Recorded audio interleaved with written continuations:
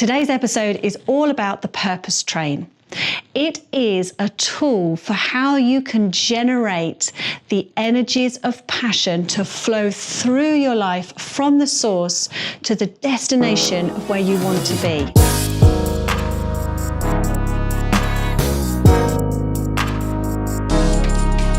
Well, my name's Naomi Light. I'm a life coach, and I'm going to introduce you to one of my most powerful tools.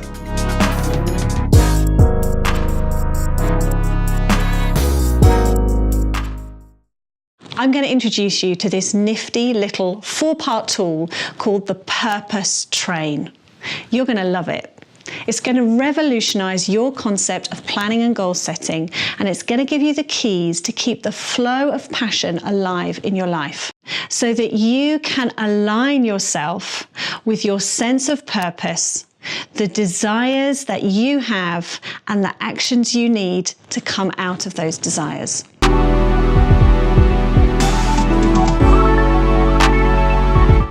The roots of the purpose train are in a concept called alignment.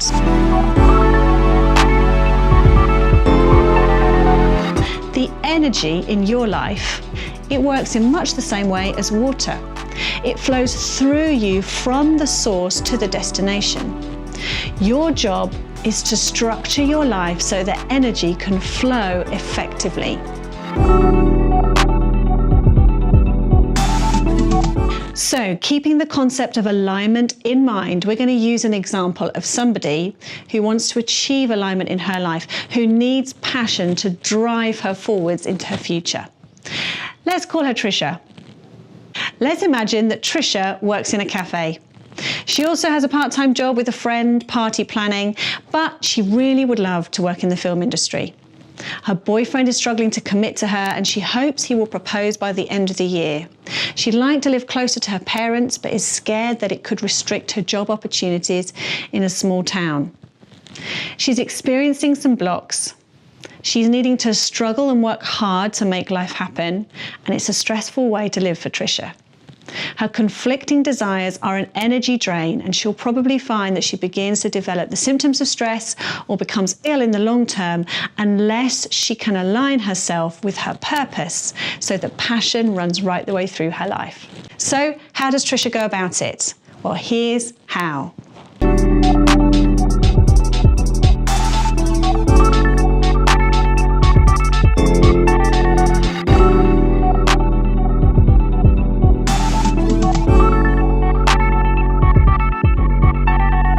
So let's imagine that Trisha has understood the purpose train. She wants to find the meaning behind her life so she can articulate her vision. She can do that for every area of her life: her work life, her new career, her finances, her relationships, her health, and her leisure activities. And once she knows how to get vision for her life, then she can connect with her desires for that vision to come about. The energy produced by these desires gets turned into action. What's more, for Trisha, by the time she's worked through the other 3 stages of the purpose train, the actions will come as a natural extension of her process. She will already have ideas of the next steps and things to do. Let's imagine that Trisha knows that in order to bring about a habit or a mindset change, she must repeat the thought process that supports the idea for 21 days. She knows about neuroplasticity, that it takes about 3 weeks to happen in her brain, those neurons firing together and wiring together. So she's aware that when she gets discouraged after 1 week, it's a normal part of re-envisioning her life, and she goes back to what she's becoming aware of as her purpose. So Trisha is armed with the purpose tool and the 21-day rule, and she's ready and fired up to understand her purpose. The purpose tool is represented as a train because the energy to pull the train along comes from the sense of purpose. And then as the other carriages follow along, so you are developing an alignment with the things that you most deeply hold dear, your deepest beliefs, your most true sense of personhood. So the first stage is really important, working out the engine of your purpose. And you're probably beginning to see that approaching the task of planning our future and sustaining passion for the things that we're into can't be done with action first. If you start with action, you don't end up with a deep sense of purpose. For example, let's say you decided to go to the gym, and in going to the gym 4 or 5 times a week, you wanted to develop a habit which would create the desire to repeat that action. But what most of us know is that after a little while, we get bored unless we are rooted in a deeper sense of our purpose to stay fit and healthy. The energies of I should or I could are just not strong enough to get us past the hurdles that will inevitably come up when we're trying to do the right thing, when we're trying to grow and develop. So sustaining our passion all has to do with tapping in to our purpose. Purpose gives us our must. So to find out what our purpose is and Trish's purpose is, we're going to use these 2 questions. If on my deathbed I looked back over my life, the absence of what one thing would cause me the most grief? So to answer this question, we need to engage with an end of a life perspective. Looking back over our lives, if we imagine something missing, what big, large, amazing thing would we not want to be without? When we've noted down the answers to that question, it's time for the second question. Have your pen and paper in hand. This one is, think of 3 moments in your life where you felt most fully alive. Perhaps it was an experience you had, a trip you went on, the birth of a child, an accolade that you received at work. What was going on in those 3 snapshot moments when you felt like you were flying, you were just so fully alive? Note down in detail what was happening for you at those 3 moments.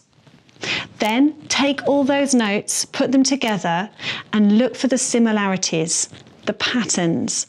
What's consistently true about who you are in your deepest place, in your place of most effectiveness, in your place of your deepest sense of purpose?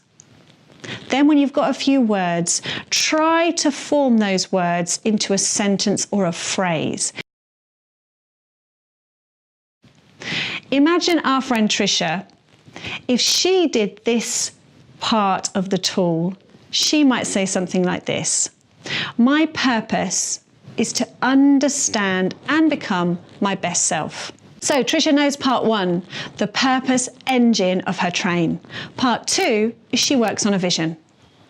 Trisha imagined herself in 5 years' time and began to dialogue about what she could see from that vantage point. Literally, it was her vision of her future. She asked herself questions about where she lived, who with, what she did, what she wore, what she felt, what she loved, what she hated, what she earned, what she ate, and who she was friends with. No answer was off limits, and she made notes on all of it. Using the visual side of her brain, which is wired for guesswork, wired to imagine and create, she was able to tap into a compelling vision for her future. Trisha wrote out all the things that she had thought of, stuck it on her wall so that she could repeat it every day for the 21 days that it was going to take to make this purpose concrete. And the more she engaged with her thoughts about her envisioned future, the more she found she was drawn towards them. The energy of desire, which is the 3rd part of the tool, was being activated. It was like she was being magnetically attracted to the future her. That is the power of the purpose train. It harnesses your psyche's energy. So imagine then that Trisha wrote out her desires for the present. Each one was a desired feeling, something she would love to feel instinctively and naturally every day, not just on her good days. And for each feeling, each desired feeling, she also wrote a couple of actions. So here's what she wrote. Desired feeling number 1. I want to feel like I really understand myself. Action number 1. Enroll in some personality profile training courses online. Desired feeling number 2. I want to work in the film industry. Action. Book tickets to the Edinburgh Film Festival. Call my school friend who's a cameraman. Look for jobs and don't give up. Connecting with her desire meant that Trisha could more easily see what actions would help her create those experiences for herself. It was a natural progression from feeling the feelings, from focusing on the desire, to understanding what next steps she could take. Trisha limited her actions to 5, which she stuck at for the next 3 weeks. Then she reviewed her purpose train and all the answers she'd collated. Now it's time for you to have a go. Let me remind you of the 4 parts of the train and the questions you can ask yourself, and then you can get going on working out what your purpose is and how to align your whole life with that. Number 1, purpose. What is your must? Dig down to notice what is at the deepest sense of importance in your life. Note that for it to be purpose, it needs to be big enough to encompass everything in your life. This shouldn't be an achievement-focused thing.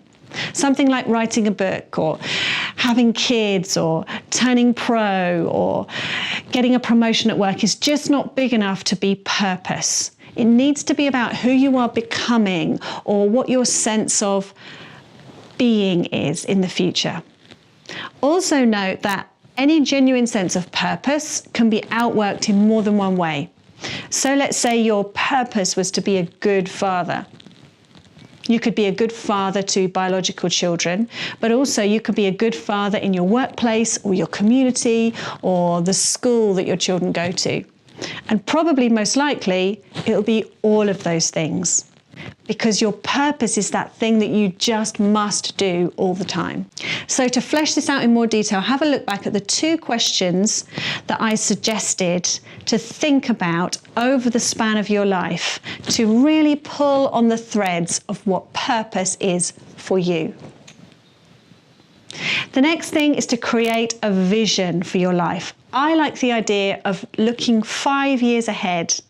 5 years is enough time for everything to be able to change, but not enough time that we can't connect with the self that's 5 years ahead of us.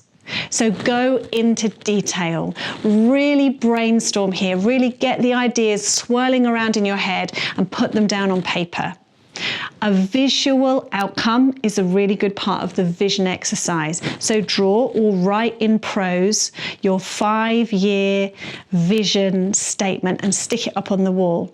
The more you can keep it in your line of sight, keep it in your thought processes, the more you will strengthen those neural pathways that will keep you coming back to the source of your passion, your purpose. And then the last 2 things are to connect with your desired feelings and to find actions that fit with each of those desired feelings. Make sure your desired feelings are an emotion. Things like, I want to be satisfied, I want to feel peaceful or energized, I want to feel focused, strong or healthy, loved or loving. These would all be great feelings. And then for each of the desired feelings, write an action or 2, but don't go mad here. I suggest sticking to 5 at any one time, ideally 3, depending on how big your actions are. Then make a commitment to yourself to stick with those actions and those ideas of your vision for the next 21 days.